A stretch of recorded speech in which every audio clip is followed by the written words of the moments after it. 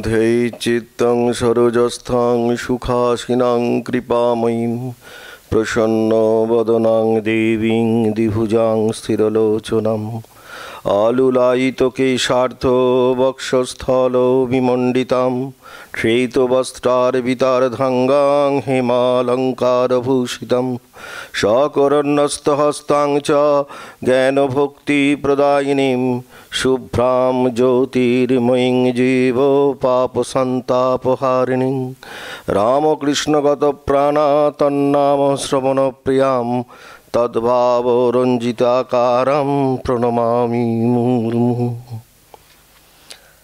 আমরা আদ্যাশক্তি পরমা প্রকৃতি মা শারদার বাঙময়ী পূজা করছিলাম মায়ের কালী রূপ, অনন্ত রূপের যে বিভিন্ন ছটা, যে ছটায় আমরা দেখেছি প্রচণ্ড আন্তরিকতা, ভালোবাসা এবং আমাদের কল্যাণের জন্য মানুষের আমাদের যে নিজ ভাবনাগুলি আমাদের মধ্যে গুমড়ে ওঠে সেগুলিকে ধীরে ধীরে পরিষ্কার করার এক অপূর্ব কাহিনী। সেই জন্য গতদিন আমরা ললিত মোহনের কথা আলোচনা করেছিলাম।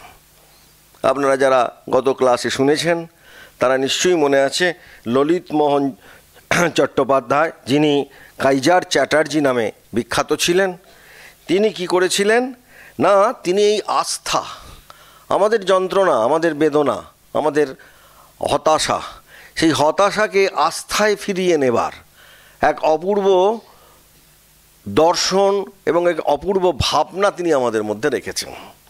কারণ মায়ের ওপরে তার যে গভীর আস্থা, এটা আমরা পারি না। কাইজার চ্যাটার্জিকে আমরা কেন এখানে হাজির করেছিলাম না, কালী রূপেতে যখন মাকে আমরা আস্বাদন করতে চাইছি, সেই অনন্ত রূপের যে নানান বিভা, তার মধ্যে একটি হচ্ছে আস্থা। সেই মায়ের আশীর্বাদের অমোঘ শক্তি সম্বন্ধে আমাদের অগাধ বিশ্বাস দরকার। আর সেই জন্য আমরা একটি অপূর্ব ঘটনার মধ্যে চলে যাব। আপনারা জানেন সেই কার্তিক মহারাজের নাম, যিনি স্বামী নির্লেপানন্দজি বলে পরিচিত, যিনি যোগীন মহারাজের একটি নাতনি। স্বামী শারদানন্দ তার অভিভাবক। ম্যাট্রিকুলেশন পরীক্ষা দেবে, স্কুলে ফ্রি পড়ে, অনাথ, কে পড়াবে? মানে আমরা শরৎ মহারাজের কথা বলতে গিয়ে এর অপূর্ব কথা শুনেছিলাম, আপনাদের মনে আছে যে মায়ের এই অপূর্ব যে ভারী, যিনি মায়ের ভার বহন করেন, তিনি এই কার্তিক মহারাজের সম্পর্কে আমাদের প্রত্যেককে কিভাবে সংসারে ব্যবহার করতে হবে সেই সাংসারিক ব্যবহার শিখিয়েছিলেন। কি হয়েছে না, এই কার্তিক আর পল্টু দুজনে ছিলেন, তারা কি করতো, তারা পড়াশোনা করতো পরে এবং তারা আসতো। তা একদিন ওদের রেজাল্ট বেরোচ্ছে, তা একদিন একজন পাস করেছে আর একজন ফেল করেছে। তা শরৎ মহারাজ ঘুমোচ্ছেন, একটু রেস্ট নিচ্ছেন, এসে কার্তিক মহারাজ বলছে, মহারাজ আমি পাস করেছি, পল্টু ফেল করেছে। ভাবলে এবার মহারাজ জ্বলে উঠবেন, আমরা গার্জেনরা কি জ্বলে উঠি? হ্যাঁ, ফেল, দেখিয়ে দেবো মজা। মহারাজ আস্তে করে বললেন, হ্যাঁ রে, রোদে এসছিস, ঘেমে গেছিস, ওখানে মুড়ি আর গুড় রাখা আছে আর পাশে জল আছে, একটু খেয়ে নে বাবা, ব্যাস হয়ে গেল। আবার পরের বছর দুজনেই পাস করেছে, খুব আনন্দ। তাহলে মহারাজ হয়তো খুব আনন্দ করবেন। হ্যাঁ, কি হলো, আবার জিজ্ঞেস বলছে, মহারাজ আমরা দুজনেই পাস করেছি। হ্যাঁ, আমরা গার্জেনরা কী করি আর আপনি শরৎ মহারাজ কী করছে, এইটা আপনারা মাথায় রাখুন।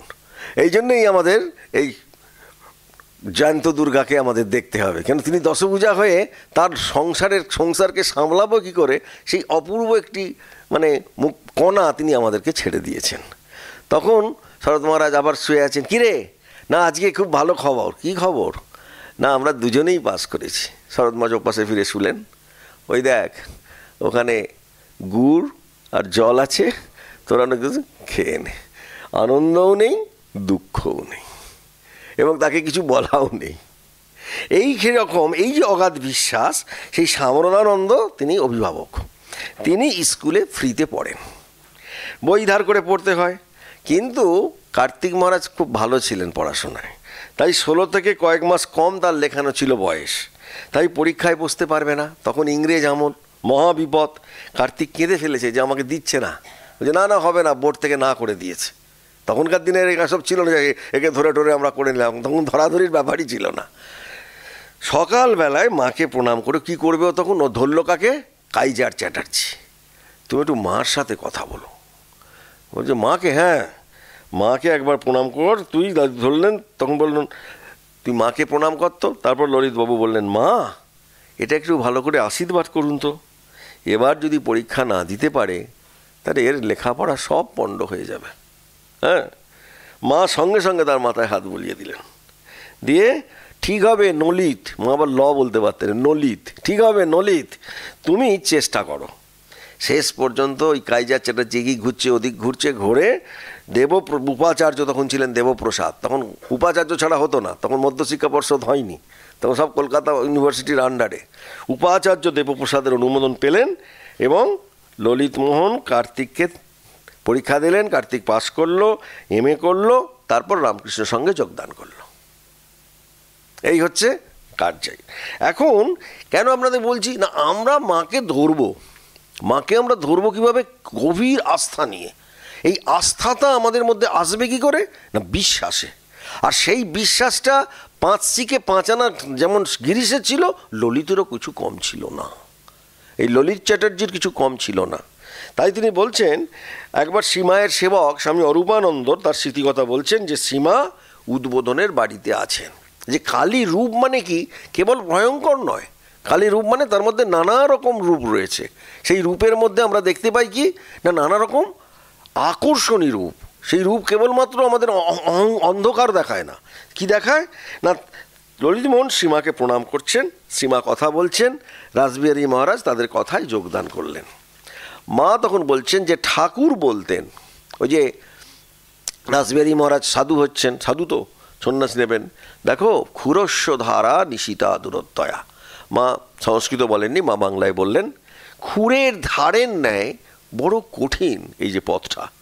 একটু পরেই বলছেন তিনিই তো কোলে রয়েছেন, তিনিই দেখছেন, তিনিই তো কোলে করে রয়েছেন। মা আবার বলছেন, রাসবিহারী মহারাজ তখন আস্তে করে বলছেন, কই কিছু জানতে তো দিচ্ছেন না। আমরা যারা সঙ্গে আছি, মা কোলে আছে আমরা মনে করি, কিন্তু বুঝতে তো পারি না। তখন সীমা বলছে, সেই তো দুঃখ, তোমাদের তো ওটাই দুঃখ, তিনি যে কোলে রয়েছেন, কোলে করে রয়েছেন, সেটা বুঝতে পারছেন না। তখন এবার ললিত মোহন সে ঠাম্মাকে জিজ্ঞেস করছে, আচ্ছা মরলে পরে ঠাকুর কোলে করে নেবেন সে আর বেশি কি, কিন্তু যদি এই দেহেই নিতেন, তারপরে বলছেন মরলে পরে ঠাকুর কোলে নেবেন, যাদের আমাদের বিশ্বাস আছে, কেন আমরা নির্বাসনা হব আর ঠাকুর কোলে নেবেন, ঠাকুরের সন্তানরা বলছেন, এই বিশ্বাস আছে। আমরা এসছি কেন এখানে শুনতে মায়ের কথা, আমরা জানি মা আমাদের দেখছেন। তাই তিনি বলছেন যদি এই দেহেই নিতেন, তখন সীমা বলছেন এই দেহেই কোলে করে রয়েছেন, মাথার ওপরেই তিনি আছেন, ঠিক ধরে রয়েছেন। রাসবিহারী মহারাজ তখন আরেকবার জিজ্ঞেস করছেন, ঠিক ধরে রয়েছেন আমাদের? হ্যাঁ ঠিক ধরে রয়েছেন। রাসবিহারী মহারাজ বলছেন, সত্যি বলছো? হ্যাঁ সত্যি বলছি। ঠিক ধরে রয়েছেন? তখন মা আবার বলছেন, হ্যাঁ ঠিক। তাহলে মা আমাদের মাথার ওপরে ঠিক ধরে রয়েছেন এবং একটা সত্যি কেড়ে করিয়ে নিয়েছেন, 3 সত্যি রাসবিহারী মহারাজ।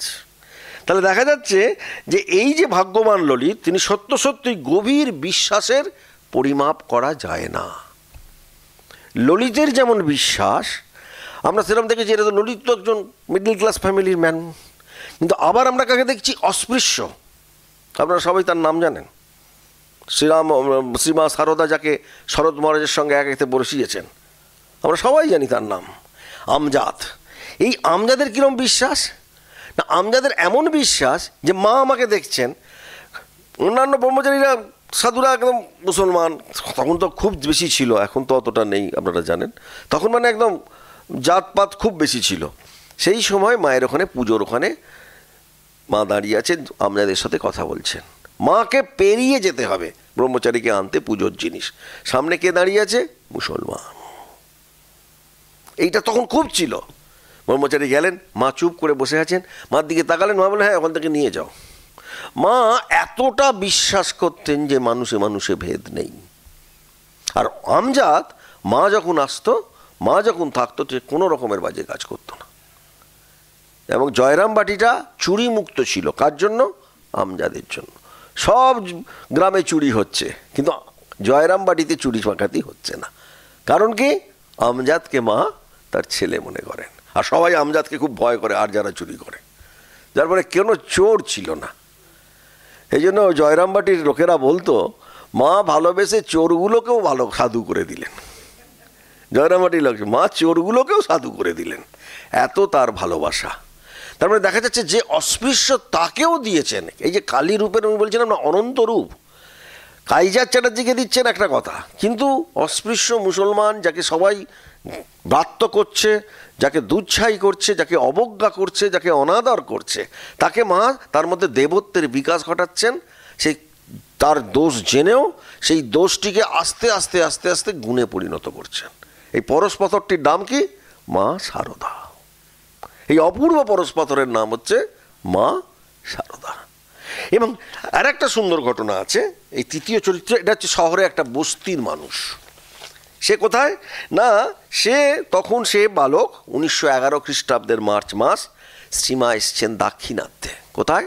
দাক্ষিণাত্যে তীর্থ দর্শন করতে, ব্যাঙ্গালোরে। তখন ব্যাঙ্গালোর আশ্রমটা হয়ে গেছে, 8 বিঘা জমির ওপর ফুল ফলের গাছ।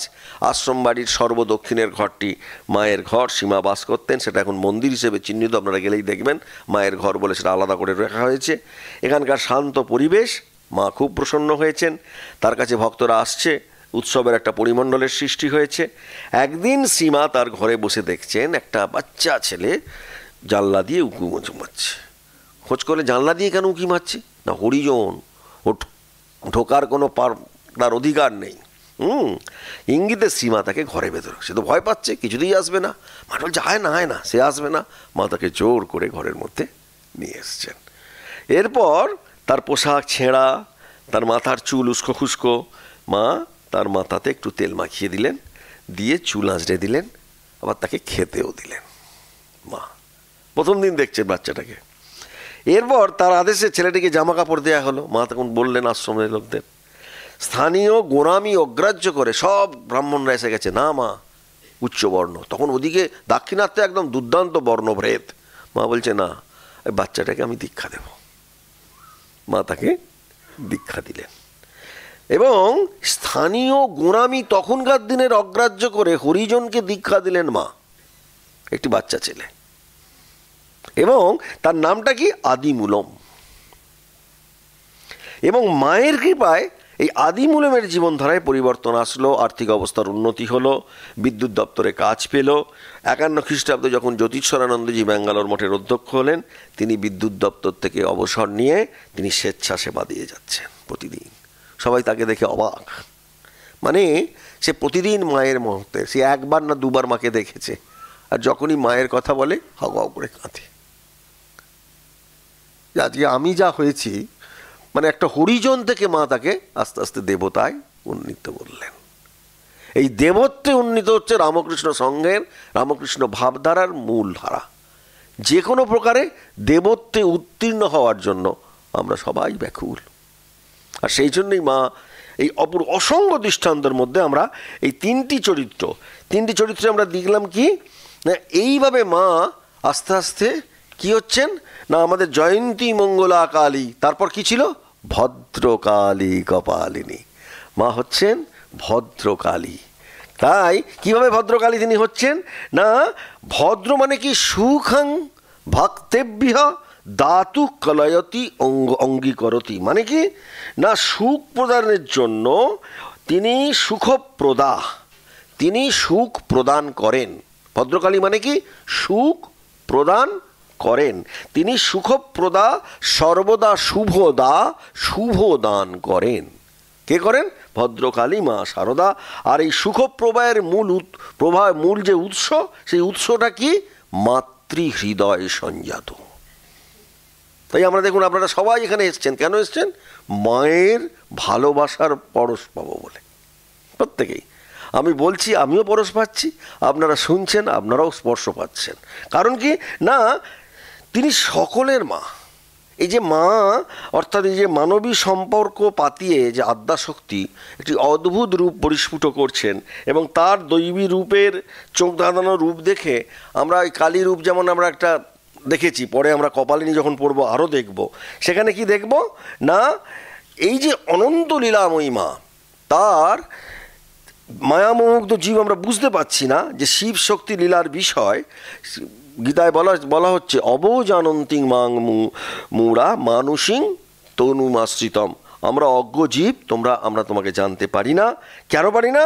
না মা ভবতারিণী কালী এই অত্যাধুনিক যুগে সহজ, শান্ত, দৃঢ়, সৌম্য মূর্তিতে কৃপা পারাবার নিয়ে তিনি আমাদের অশুভ ইচ্ছা, আমাদের প্রত্যেকের অশুভ ইচ্ছা আছে, দেখবেন একটু মনটা হলেই দেখবেন একা হলেই গোলমাল পাকাচ্ছে। এই অশুভ ইচ্ছাকে দলন করবার জন্য তিনি আবির্ভূতা। কেন? আমরা নতুন চেতনায় যাতে জেগে উঠতে পারি। শুধু তাই নয়, তিনি বারবার বলছেন এই নবনব যে ত্যাগীর, এই ত্যাগী কেবলমাত্র যে বৈরাগ্যভূষণ তা নয়, আপনারাও সবাই ত্যাগী হতে পারেন।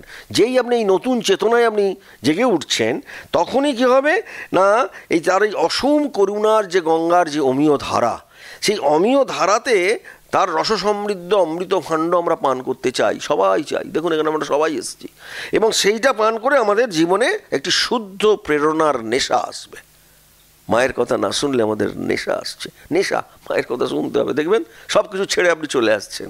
শুদ্ধ প্রেরণার একটি নেশা আসবে, এবং প্রচণ্ড এক সজীব কর্মযজ্ঞের প্রবহমানতায় আমরা ধীরে ধীরে নিজের তন, মন, ধন সব নিবেদন করব, এবং সেখানে নিজের সুখ, নিজের আরামপ্রিয়তা, নিজের স্বার্থপরতা এবং নিজের সুবিধে অসুবিধা সমস্ত বিপরীত অবস্থাকে আমরা মোকাবিলা করে অপরের দুঃখ নিবারণার্থে নিজের সর্বস্ব নিবেদন করার জন্য নিয়োগ করব। এবং সেখানে কিন্তু মা কালী তখন কীভাবে প্রতিভাত হবে? ওই যে স্বামীজি বলছেন, সাহসে যে দুঃখ দৈন চায়, মৃত্যুরে যে বাঁধে বাহু পাশে, কাল ও নেত্র করে উপভোগ, মাতৃরূপা তারই কাছে আসে। কীভাবে মা আসবেন বুঝতে পারছেন? কালী কীভাবে আপনার মধ্যে কি করে তিনি আস্তে আস্তে আবির্ভূত হবেন। সেই জন্য এইটা হবে কালী রূপের প্রকৃত বোধন, এটা আমাদের মাথায় রাখতে হবে। এবং সুখ প্রদানের জন্য মা, আমরা বারবার বলছি ভদ্রকালী রূপটা কি? সুখ প্রদান। আর এই সুখ প্রদানের জন্য মা আমাদের কাছে এসে উপস্থিত হয়েছেন। কিভাবে উপস্থিত হলেন তিনি?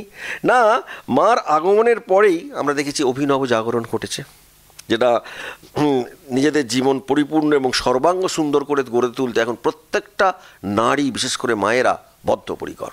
কোনো মেয়ে এখন বিয়ের জন্যই নয়, আমি দেখছি একটুখানি লেখাপড়া শিখছে, আগে নিজের পায়ে দাঁড়াই মহারাজ, তারপর তো। এই যে এই ভাবনাটা মা ঢুকিয়ে দিলেন, প্রত্যেকের মধ্যে প্রবিষ্ট করে দিলেন। কারণ এই যে সর্বাঙ্গ সুন্দর পরিপূর্ণ একটি জীবন, সেটা কারা করবে? এই যে সবেমাত্র আরম্ভ। বৈদিক এবং পৌরাণিক যুগে আমরা কি পেয়েছি? আমরা পেয়েছি গার্গী, পেয়েছি মৈত্রেয়ী, পৌরাণিক যুগে পেয়েছি সীতা, সাবিত্রী, এই যে নারী চরিত্রের বিকাশ। আর এই যুগে মেয়েদের মধ্যে তার চাইতে বড় বড় আধারের প্রকাশ ঘটবে। মেয়েদের ভিতর আধ্যাত্মিকতা আসবে, রাজনীতি আসবে, বিজ্ঞান আসবে, শিল্পকলা আসবে, সাহিত্য। আমরা দেখছি এতে চলে গেল কে? চাঁদেতে আমাদের কোনো একটা মেয়ে চলে গেল, কি একটা নাম, বারবার তার নাম বলছে, কাল দেখা যাচ্ছে পাচ্ছে মায়েরা। এবং আজ তাই আকুলতা আমাদেরও। এখন প্রশ্ন হচ্ছে যে আমরা যে উঠবো, এই যে মায়ের কথায়, রবীন্দ্রনাথের কবিতায় ভাবনায় আকুল হয়ে খোকা মাকে প্রশ্ন করেছিল, মনে আছে আপনাদের? খোকা কি প্রশ্ন করেছিল? যে খোকা বলছিল, মাগো এলাম আমি কোথা থেকে কুড়িয়ে পেলি আমারে। যখন মাকে জিজ্ঞেস করেছে, উত্তরে হেসে কেঁদে খোকাকে বুকে বেঁধে মা কি বললেন? ইচ্ছা হয়েছিলি আমার মনের মাঝারে। মনে পড়ছে? কি অপূর্ব না? সেই জন্য এই যে আমরা তো ঠাকুর যেমন বলতেন যে আমরা কেউ নগদ নই। এই যে আপনারা সবাই এসছেন না, আমরা সবাই রাজার ছেলে, যেমন আমরা রাজার বেটি। কেন রাজার ছেলে, রাজার বেটি? কারণ আমরা জানি না আমাদের পরিণত রূপ কি? মায়ের ইচ্ছারই সাকার রূপ। মা চাইছেন আমরা সবাই ভালো হই, মা চাইছেন আমাদের প্রত্যেকের কাছে। শুধু আমাদের হওয়াটা, শ্রীরামকৃষ্ণের মতে পাল তুলে দে না, মলয়ের বাতাস তো বলছে। এমন একটি মা এসছেন, তোরা একটু পাল তুলে দিতে পারিস না? পাল তোল না রে। বারবার কাঁদছেন তিনি পাল তোলার জন্য। এই কান্না মায়ের কান্নাটা যেন আমাদের কাছে পড়ে। হ্যাঁ, সেই জন্য ওই যে স্নেহ বিহবল, ওই যে করুণা ছলছল, ওই যে সে সুদূর সাই দুটি চোখ, আপনারা দেখেছেন মায়ের চোখটা, এত স্নেহ বিহবল, এত করুণা ছলছল। মাকে দেখে আমাদের মনে হয় যে মা এত সন্তান, এত চূড়ানো লোটানো বহিবন্ধ, মা কিন্তু কখনো ঠাট বার দেখাননি, কখনো তিনি চালচিত্র গরদ তারপরে চন্দনের পোশাক পরে যারা আমরা এখন করি, মা কখনো দূরে সরে রাখেননি। আমরা করি এখন মাকে, একদম 10,000 টাকার শাড়ি, এত এত লাখ টাকার গয়না বলে মাকে দূরে সরিয়ে দিই না। দেখবেন যখন মায়ের তিথি পুজো হয় মা যেন দূরে সরে গেছেন, আমরা পারি না। আমার মাকে বললি, মা কি কোথায় যাচ্ছ তুমি, তুমি এত বললে আমরা তোমায় চিনবো কী করে, আমরা তো চিনতে পারি না। হ্যাঁ, ঠাকুর তো বলেছে তুমি রূপ গোপন করে এসছো, বলেনি ঠাকুর, বলেনি ওগো তুমি রূপ গোপন করে এসছো। আর আমরা যখন তিথি পূজা টুথি পূজায় দেখি মাকে এমন সাজানো হয়, আমরা ধরতে পারি না। মা তো আমাদের নিজের হৃদয়ের কাছের, ধরতে পারিস না, মা এত কাছের। হ্যাঁ, এবার তিনি দেবীকে তিনি পিছনে রেখে মা হয়ে তিনি দাঁড়িয়েছেন, তিনি তো দেবী হয়ে আসেননি। যখনই মাকে ওরম পড়ানো হয় যেন মা আমাদের থেকে দূরে সরে যাচ্ছে না, মনে হয় না মা দূরে সরে যাচ্ছে। তাই মার বিরাটত্বটা যেন স্বাভাবিক হয়, এটা যেন আমরা বুঝতে পারি। এবং এইটাই তিনি বারবার বলছেন, তিনি তার ভোলেননি তার শিকড়, কারণ মা তার যতই যা হোক না কেন তিনি আনন্দের পূর্ণ ঘট বিরাজ করছে। কত কষ্টের ঘটনা আমরা অনেক পড়েছি, তাই মায়ের ওই কষ্টগুলো আমরা বেশি দেখছি না, কেন তিনি কি করছেন, আত্মবিলুপ্তি। একজন বলছেন, কে না দক্ষিণেশ্বরের খাজাঞ্চি, যিনি সারাক্ষণ যাতায়াত করছেন লোকজন, তিনি বলছেন হ্যাঁ শুনেছি বটে একজন আছেন, কিন্তু কোনোদিন দেখিনি। কি অপরূপ আত্মলুপ্তি, ভাবা যায়, শুনেছি বটে, তাকে কোনোদিন দেখিনি। এবং সেখানে এই যে ভক্তদের সেবা করছেন, সবাই তাকে মা বলে জানেন। এই সময় আমরা দেখতে পাচ্ছি যে শ্রীরামকৃষ্ণের কামারপুকুরের যে কুঁড়ে ঘরে তিনি অজ্ঞাতবাস করেছিলেন। অজ্ঞাতবাস কেন, কিরম ছিলেন আমরা জানি না, 2-4টে খবর পেয়েছি। কারণ ঠাকুর তাকে নির্দেশ দিয়েছিলেন, শাক বুনবে, ভাত খাবে, কারো কাছে একটি পয়সার জন্য চিত হাত করবে না, বরং পর ভাতা ভালো, পর ঘোরও নয়। মায়ের বা ঠাকুরের কথা, পর ভাতা ভালো কিন্তু পর ঘোরও নয়, অর্থাৎ অন্য কারুর ঘরে থাকবে না। এই যে শ্রীরামকৃষ্ণের এই নির্দেশ, এটা কেন, স্বনির্ভরতা। দেখুন আজকে সেই স্বনির্ভরতার নির্দেশ যেন শ্রীরামকৃষ্ণ যেটা মাকে দিয়েছেন, আজকে সমস্ত নারী জগতের মধ্যে, নারী সমাজের মধ্যে, স্ত্রী সমাজের মধ্যে, মাতৃ সমাজের মধ্যে প্রবেশ করছে, তাই না? তাহলে আমরা দেখছি যে নিজস্ব আস্থানা বলুন, একান্ত নিজের হাঁপ ছেড়ে বাজবার একটা গৃহকোণ। হ্যাঁ, এই যে এটাকে আজ থেকে 20 বা কেন আজ থেকে প্রায় 50 বছর আগে একটা দেশ পত্রিকাতে একটা আর্টিকেল বেরিয়েছিল, এ রুম অফ ওয়ান্স ওন। ব্যাপারটা কি না, আমাদের ঘর চাই। হ্যাঁ, এই প্রবন্ধে ভার্জিনিয়া উলফের এই বইটির উল্লেখ ছিল না, কিন্তু পিতার ঘর নয়। কেন, নারীর আত্মবিকাশ, আত্মসমালোচনার জন্য নিজস্ব ঘর চাই। ওই বাবার সম্পত্তিতে আমার অধিকার গিয়ে নয়, নারীর নিজস্ব ঘর চাই, আমার অধিকার বলে নয়, নারীর নিজস্ব ঘর। এবং সেই জন্য শ্রীরামকৃষ্ণ তিনি বলরাম বসুর কাছে খানিকটা টাকা রেখে গিয়েছিলেন সামান্য, যাতে মায়ের নুন ভাত জোটে। মনে পড়ছে আপনাদের? নুন ভাত জোটের জন্য কে টাকা রেখে গেলেন? ঠাকুর শ্রীরামকৃষ্ণ। এগুলো মনে রাখতে হবে, কারণ এই যে ভদ্রকালী রূপ যে আসছে, এই ভদ্রকালী কেন না, যত আপনি নিজেকে আপনার চাহিদা কমাবেন, তত আপনি কি করবেন, শান্তির আগারে প্রবেশ করবেন। যত চাহিদা কমাবেন তত আপনি কি হবে, শান্তির একটা সমুদ্রের মধ্যে একটা আপনার প্রবেশ নির্দিষ্ট হবে। বারবার বলছেন, তাই বলছেন সেই যে এই যে পূর্ণ স্বাধীনতা, মনে এই সময় পরে উদ্বোধনের ব্যস্ত সমস্ত কর্মময় জীবন এসছে। মায়ের ওই অজ্ঞাতবাসের সময় আমরা জানি না বিবেকানন্দ পাশ্চাত্য জয় করেছে, এবং মায়ের আমরা দেখেছি যে মায়ের জীবনে নানান রকম জিনিস দেখেছি, যে মা জাত মানতেন না, মায়ের মা শ্যামানন্দী দেবীর জাতের চেয়েও আন্তরিকতাকে অনেক বড় বড় ভাবতেন। এগুলো আমরা সবাই পড়েছি, দেখেছি। কিন্তু মায়ের যে পূর্ণ স্মৃতিভরা নিবেদিতার একটা চিঠিতে আমরা এই ভদ্রকালী রূপটা ভালো করে প্রকাশিত হয়েছে। মায়ের ভদ্র কি লিখছেন, তখনকার দিনগুলি কাটে পরম শান্তিতে। ভোরের অনেক আগেই মেয়েরা নিঃশব্দে উঠে পড়েন, নিজেদের চাদর বালিশ গুটিয়ে নেন, মাদুরের ওপর বসেন জপমালেন। এখন তো আমাদের প্রত্যেকের এক একটা ঘর, যা খুশি করছি, আর তখন অতগুলো লোক একটা ঘরে থাকে। আকাশ আর পাতাল তফাৎ। দেখুন আপনি চাহিদা মানুষকে কোথায়, আর সেখানে বলছে আনন্দের পূর্ণ ঘট বিরাজ করছে। এবং দেয়ালের দিকে ফিরে বিশেষ বিশেষ পর্বে মা ও দু একজন পালকি করে গঙ্গা স্নানে যায়, বাকি সময়টা কি হয়, রামায়ণ পাঠ হয়। সিরিয়াল ছিল না, উপন্যাস ছিল না, কি হয়, রামায়ণ পাঠ হয়।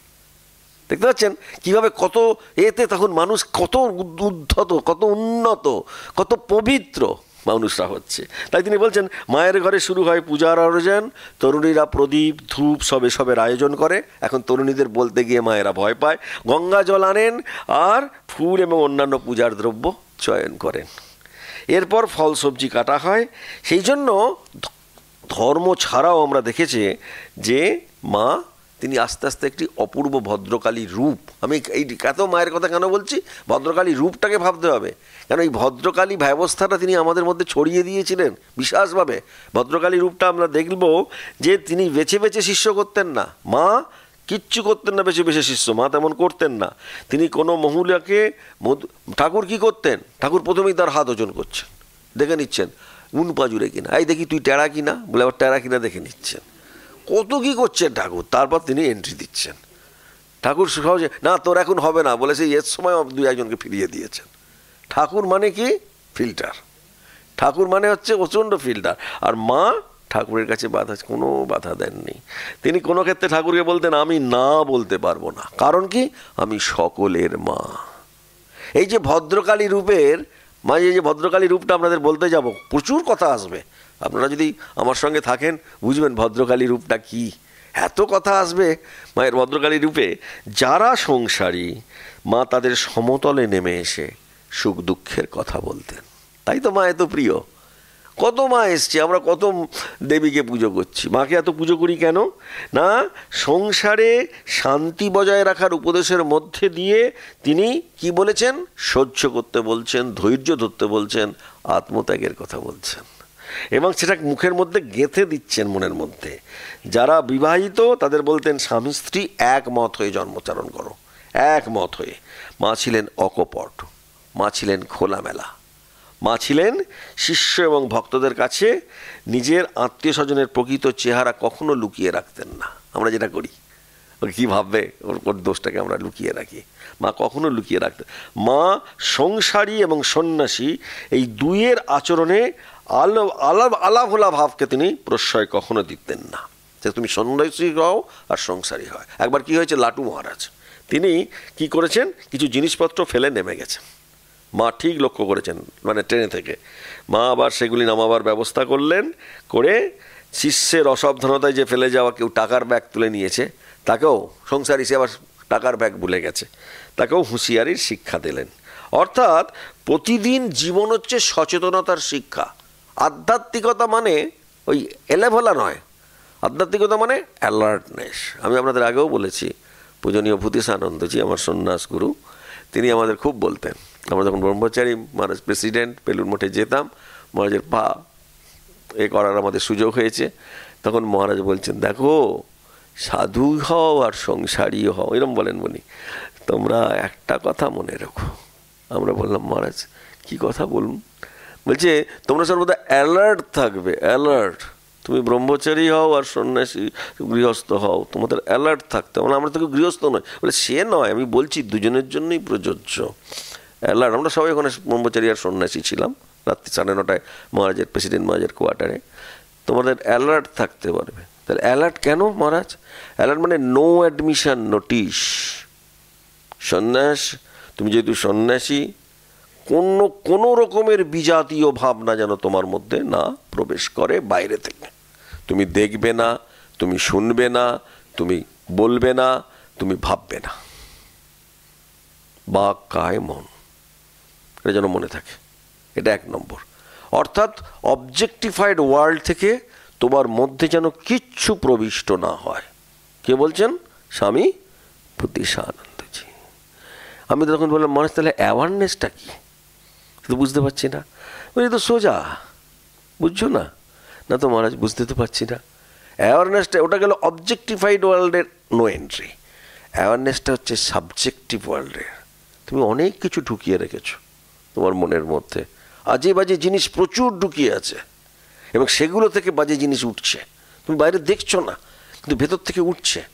তখন অ্যাওয়ার হওয়া, আমি না দীক্ষা নিয়েছি, আমি না ব্রহ্মচারী, আমি না একজন সৎ গৃহস্থ, আমার এগুলো উঠছে বলে নিজেকে বিচার করা। এটা বলছেন মাস, অ্যালার্টনেস অ্যান্ড অ্যাওয়ারনেস। এটা পূজনীয় বুদ্ধেশানন্দজির কথা।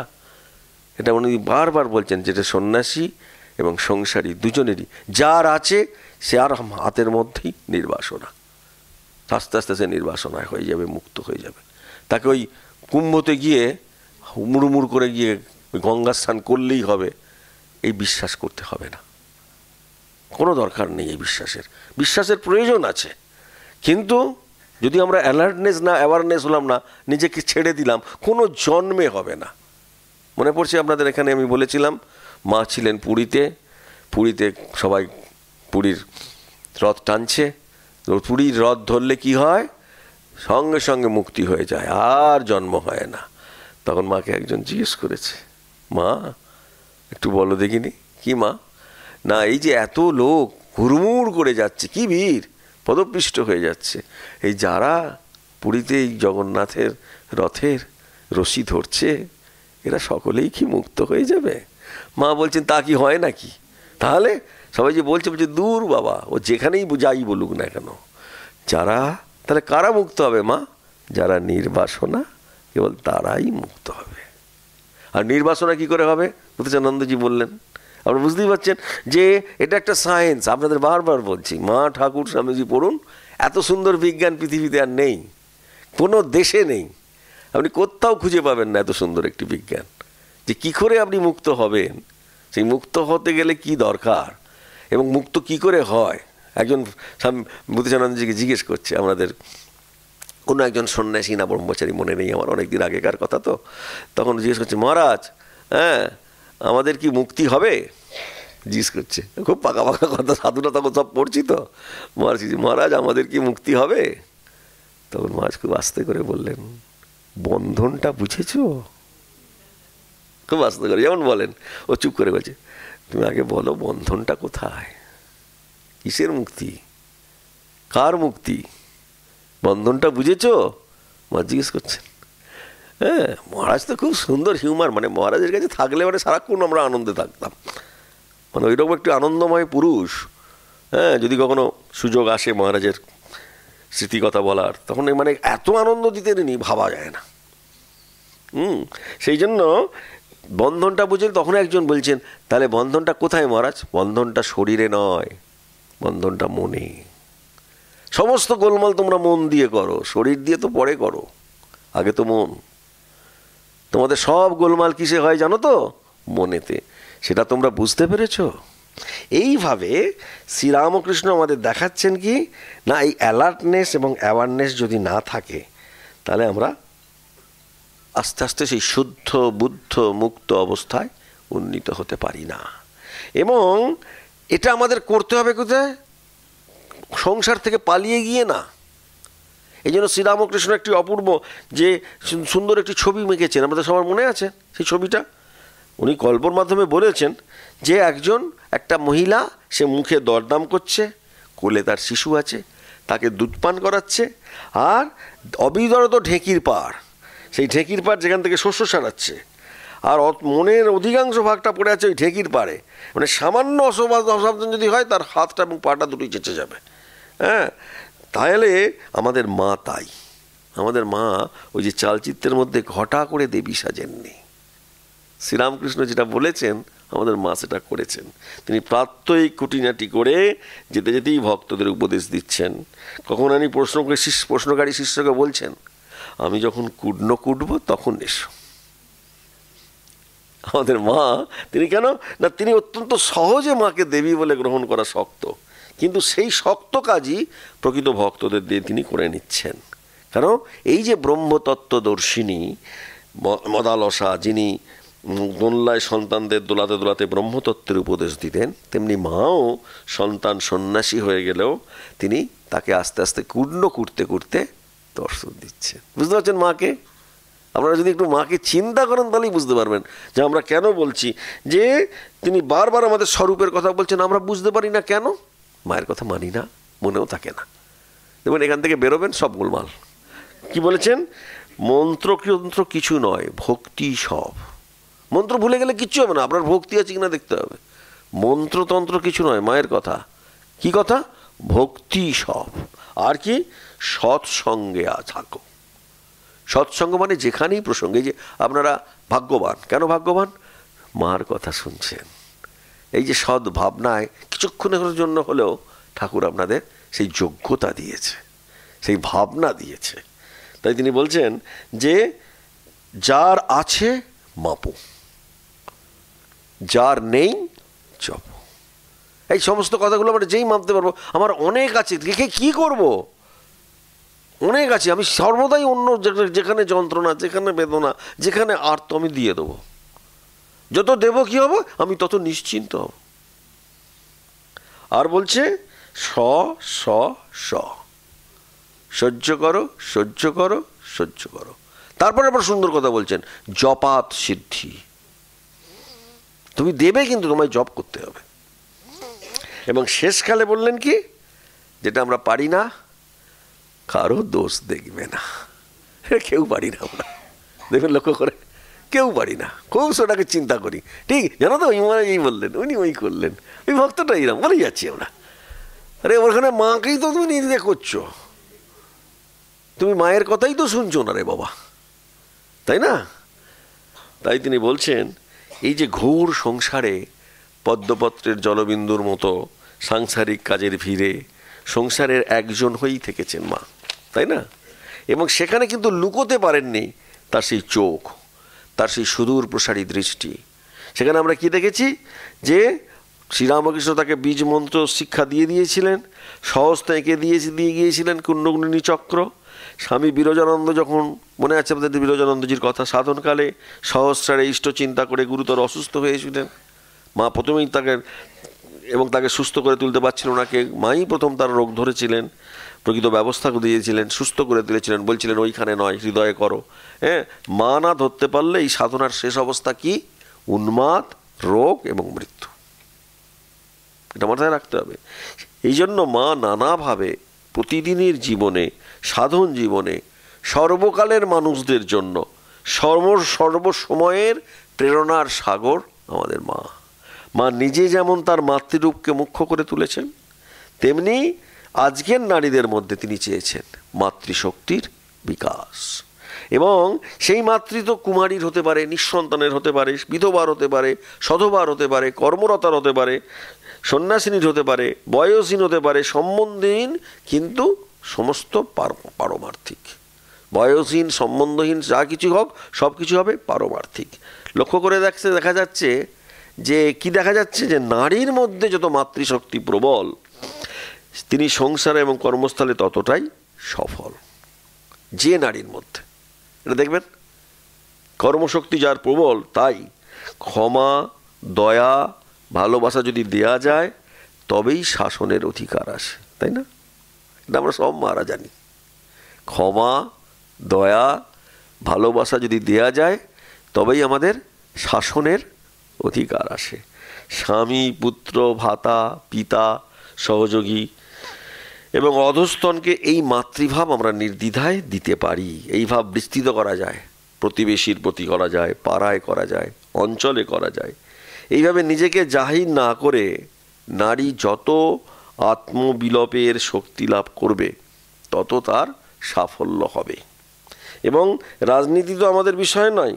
সেই জন্য একজন নারী হিসেবে যখন ভারতের প্রধানমন্ত্রী ইন্দিরা গান্ধী, তিনি একটি খুব সুন্দর কথা বলছিলেন জনসভায়, মা প্রয়োজন হলে সন্তানকে তেতো ওষুধও দেন।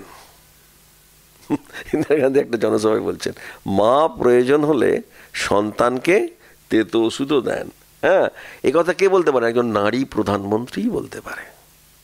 সেই জন্য আজকের যুগের আমরা যদি দেখি যে পৃথিবীতে যত সন্তান এসেছে, সেই সন্তানদের আবহাওয়াতে যে মায়ের স্নিগ্ধ শান্ত মাতৃত্বে তিনি জয় করেছেন, সুখ প্রদানের জন্য তার এই অপূর্ব মাতৃত্ব সর্বকালীন, সর্বজয়া, সর্বগামিনী, সর্বব্যাপিনী।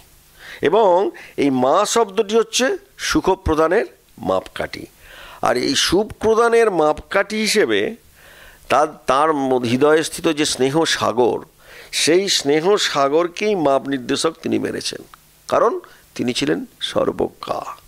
সেই জন্য এই যে মা মূর্তির যে স্নেহ, যে করুণা, যে বাৎসল্য আমরা দেখছি, দয়া, যে কোনো সাধারণ মানুষ সেটা বিস্মিত হবে। পৃথিবীর সমগ্র মাতৃরূপের সমষ্টি ঘনীভূত বিগ্রহ মা শারদার এই ভদ্রকালীর রূপ আমরা যখন মনন করতে যাচ্ছি, আজকে ভদ্রকালীর আমি একটু ইন্ট্রোডাকশনস দিলাম, কিন্তু এবার রূপগুলো আমরা আস্তে আস্তে বিভিন্ন দিয়ে দেখব। সেখানে অনুধ্যান এবং চিন্তনে সকলের কল্যাণ হয়। কিরম কল্যাণ? এই সুখ প্রদানের যে একটি নির্দিষ্ট ধারায় লিপিবদ্ধ করতে যাওয়া আমরা পারবো না। কারণ কি, তিনি এই ত্রিতাপ জ্বালায় যন্ত্রণাকাতর যে জীব, তাদের লক্ষ্য করব এই সুখ প্রদান যে তিনি ভদ্রকালী সুখ যে দিচ্ছেন, সেটাও তিনটি ধারাতে দিচ্ছেন। প্রথম ধারাটা কি? আধি ভৌতিক। দ্বিতীয় ধারাটা কি? আধি দৈবিক। আর তৃতীয় ধারাটা হচ্ছে আধ্যাত্মিক। আর এই তিনটি প্রবাহেতেই আমরা দেখেছি মাতৃমূর্তি মা শারদা সকলের কাছে গ্রহণযোগ্য হচ্ছেন। এটাই আমাদের আলোচনার বিষয়। আজকে প্রথমে আমরা একটু আদি ভৌতিক নিয়ে আলোচনা করব। আমরা ইন্ট্রোডাকশনে দেখলাম যে কি সুন্দর একটি মাতৃমূর্তির কথা আমরা পেলাম। ভদ্রকালী রূপটা আমরা আজকে একটুখানি হলেও ধারণা করতে পারছি যে ভদ্রকালী কি। এবং ত্রিতাপ জ্বালার এই যে অনুভূত জ্বালার এই যে আদি ভৌতিক অর্থাৎ দৈহিক ব্যাধির জ্বালায় দেহত্যাগে আমরা সবাই, ব্যথা ট্যাথা নেই এরম কেউ নেই, দৈহিক জ্বালায় আমরা কষ্ট পাই। এবং ডাক্তার বা বিজ্ঞান যখন বিদায় জানায়, তখন ভৌতিক দুঃখ নিবারণের জন্য যারা মঠ মুখ মন্দির, ঠাকুর দেবতার দোরগোড়া, এগুলো আমরা করি, প্রত্যেকেই করি। এবং এই ভৌতিক জ্বালার হাত থেকে রেহাই পেয়ে জীবন লক্ষ্যের সন্ধান পেয়েছিল কয়েকজন আর্ত মানুষ। সে কথাই এই ভদ্রকালী রূপ মা শারদার প্রধান বিবেচ্য বা আলোচ্য। এখন আপনারা ওই ঘটনাটা আমরা অনেক দিন আগে এখানে আলোচনা করেছিলাম। যারা এই আলোচনাতে ছিলেন তাদের মনে আছে, উদ্বোধন, বাগবাজার, মায়ের বাড়ি, বিকেলবেলা, শারদীয়া মহাষ্টমীর দিন মনে পড়ছে আপনাদের? আমি কিন্তু এখানে বলেছি প্রথম ক্লাস নেওয়ার সময়, বিশেষ দিন রাসবিহারী মহারাজ অর্থাৎ অরূপানন্দজি একজন মেমকে নিয়ে মায়ের চরণ প্রান্তে উপস্থিত হয়েছেন এবং মাতৃচরণে প্রণাম জানিয়ে এই মেনটি বিশুদ্ধ বাংলায় বলছেন, মা আমি বড় কাতর আছি, আমার একটি মেয়ে আছে, বড় ভালো মেয়ে, তার অতি কঠিন পীড়া হইয়াছে, তাই মা আপনার করুণা ভিক্ষা করিতে আসিয়াছি, আপনি দয়া করিবেন মেয়েটি যেন ভালো হয়। সন্তান পীড়াগ্রস্ত মা যদিও মেম সাহেব, কিন্তু সন্তানের পীড়া ও সুরোগের সুচিকিৎসা সে করেছে, কেন সে তো সাহেব ব্রিটিশ, তার কাছে সব সুচিকিৎসা হয়েছে। কিন্তু যখন কোনো উন্নতি হলো না, তখন সে খবর পেয়েছে যে মা একজন আছেন, তিনি নাকি সব পারেন। তাই শটান মায়ের কাছে চলে এসছেন। আর তিনি শুনেছেন এখানে একজন মা আছেন, তিনি সকলের কল্যাণ, সকলের মঙ্গল, সকলের সুখ শান্তি প্রদান করেন, অর্থাৎ তিনি ভদ্রকালী। এই ভদ্রকালীটা শোনেননি কথাটি, কিন্তু মা নামে তিনি বিখ্যাতা। এই ভদ্রকালী শারদার কাছে এসে ওই বিদেশিনী সন্তানের আরোগ্য লাভ তিনি কাতর প্রার্থনা করছেন, যেটা আমরা সবাই করি। আমরা সবাই যখন প্রয়োজন হয়, আপনারা করেন না কেউ নেই এখানে। আমরা যেমন ডাক্তারের কাছেও যাই, মা ঠাকুরের কাছে হাউ হাউ করে কাঁদি যখন প্রিয়জন খুব অসুস্থ হয়, সবাই করি আমরা করি না। এই সকরুণ প্রার্থনা কিন্তু নিষ্ফল হলো না। কেন না, ভদ্রকালী শান্তিপ্রদায়িনী সীমার মুখ থেকে আরতিহন্ত্রী বাক্য উচ্চারিত হলো, আমি প্রার্থনা করব তোমার মেয়ের জন্য ভালো হবে। মা ইয়াত কথা বললেন। ভদ্রকালীর এই যে নিকট আশ্বাস বাক্য শ্রবণে মেম যেন চাঁদ যেন হাতে পেয়েছে। শান্তি এবং স্বস্তিতে আত্মহারা হয়ে চোখ বুজে বারবার বলছে, তবে আর ভাবনা নেই, এই যে বিশ্বাস, আবার বলছি বিশ্বাস। দেখেছেন, যখনই আপনি কিছু কাছ থেকে আশ্বাস পাবেন, আপনাকে কি করতে হবে? বিশ্বাস।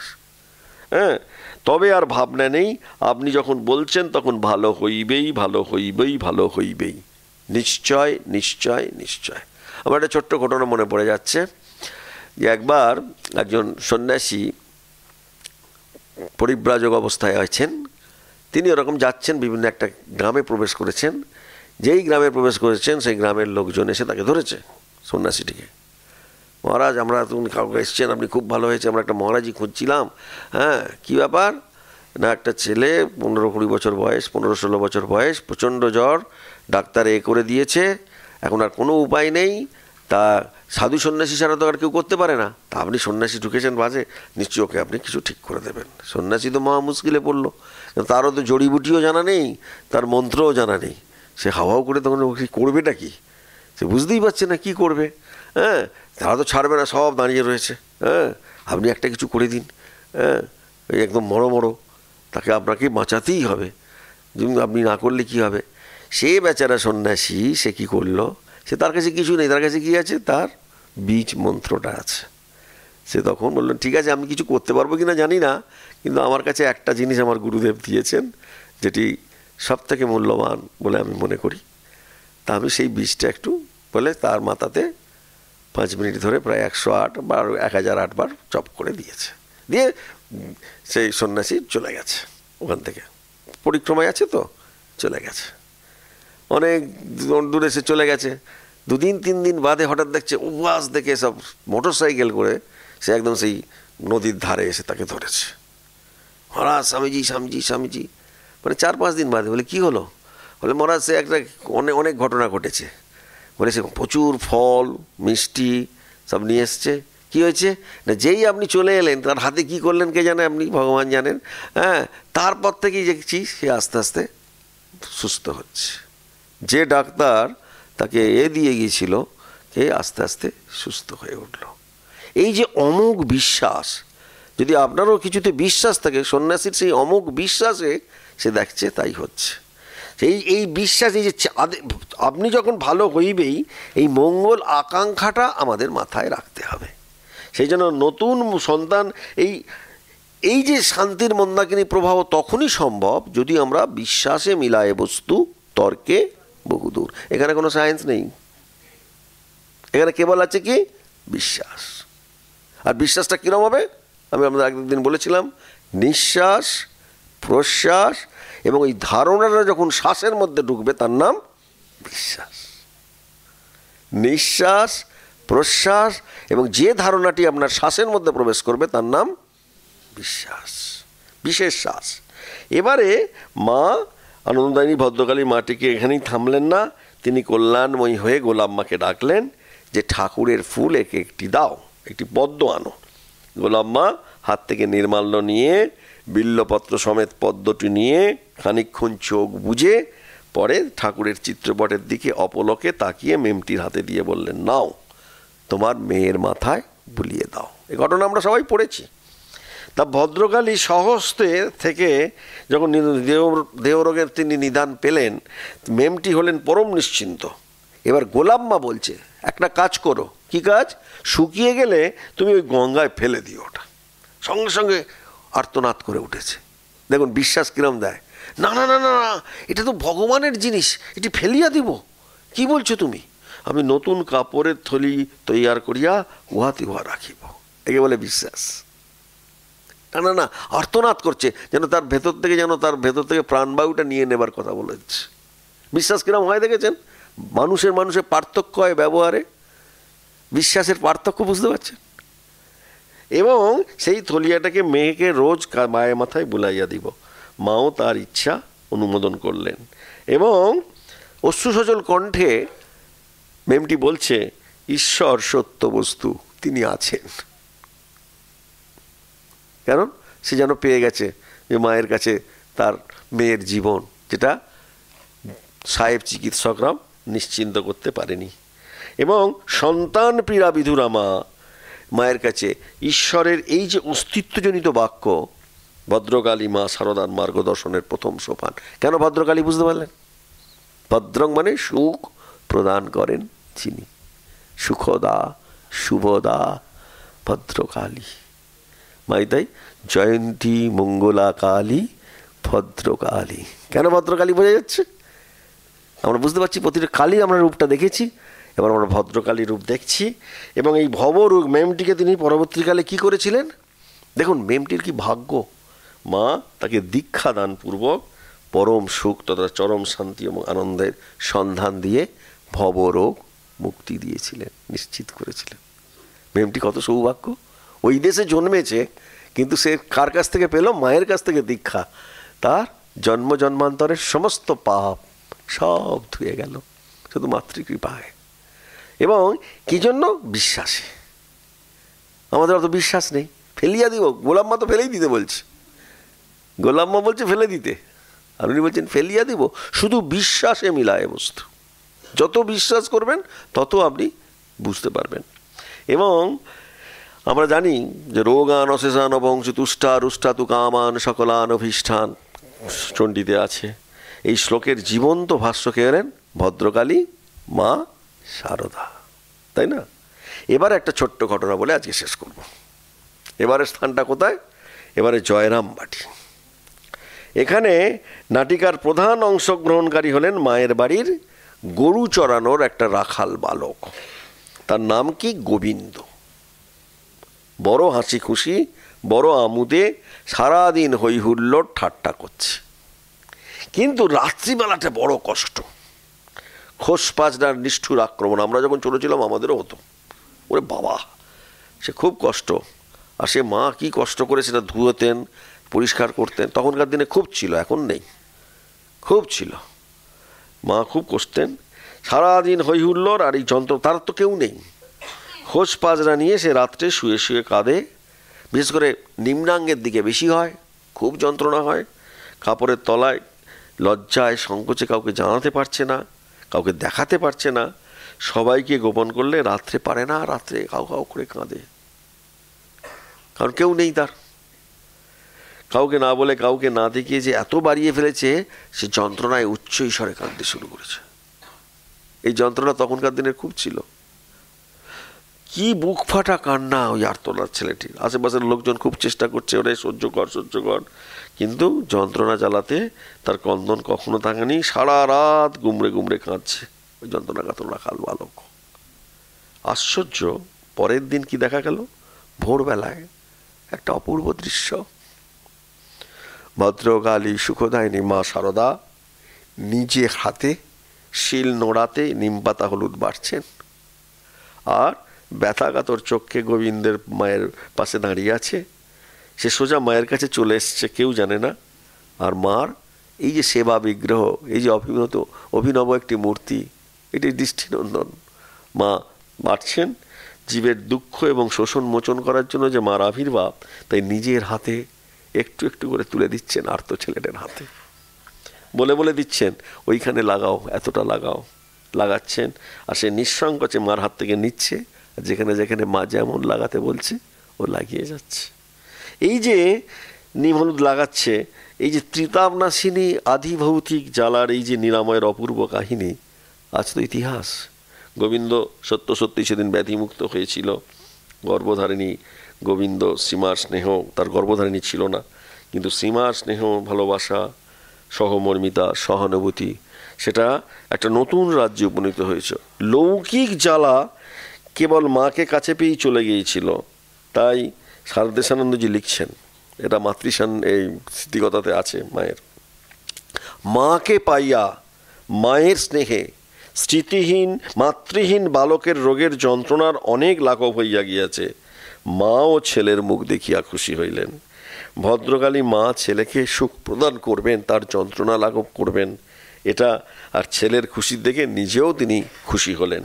এটাই অদ্ভুত মায়ের ভদ্রকালী লীলা।